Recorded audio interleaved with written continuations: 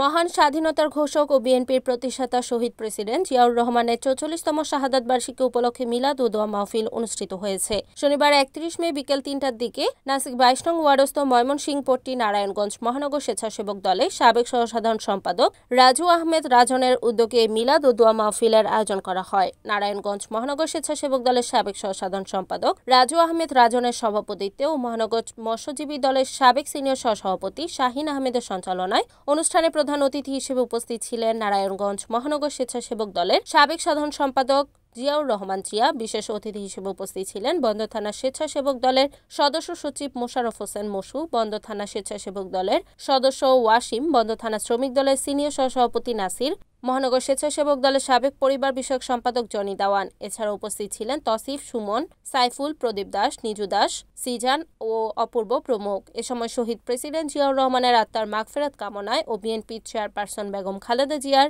তারেক রহমান ও জিয়া পরিবারের প্রত্যেকটি সদস্য সহ জাকির খানের জন্য বিশেষ দোয়া ও মোনাজাত পরিচালনা করা হয়। মোনাজাত শেষে রান্না করা তবারক বিতরণ করা হয়।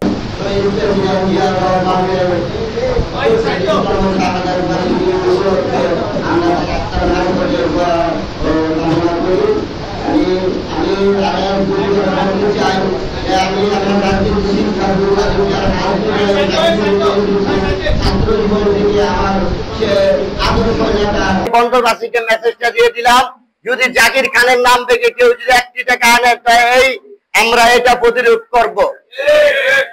যখন ৭১ সালে বাংলাদেশে পাক বাহিনী আমাদের এই দেশকে হামলা করেছিল 25শে মার্চ কালো রাত্রে, সেই পাকিস্তানের চাকরি ছেড়ে সে বাংলাদেশে রাখাল রাজা হয়েছিল। সে বাংলাদেশে এসে তখন বাংলাদেশে স্বাধীনতার ঘোষণা দেওয়ার মতন কেউ ছিল না। সেই জিয়াউর রহমানের বুকে সাহস রেখে চট্টগ্রাম বেতার কেন্দ্রে গিয়ে সেই ভাষণ দিয়েছিল মেজর জিয়াউর রহমান।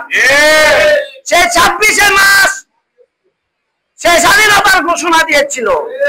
সেই ৭০ বছরে সরকার যখন ছিল, তাকে এই ইতিহাস থেকে জিয়াউর রহমান নাম মুছে ফেলে দেওয়ার চেষ্টা করেছিল।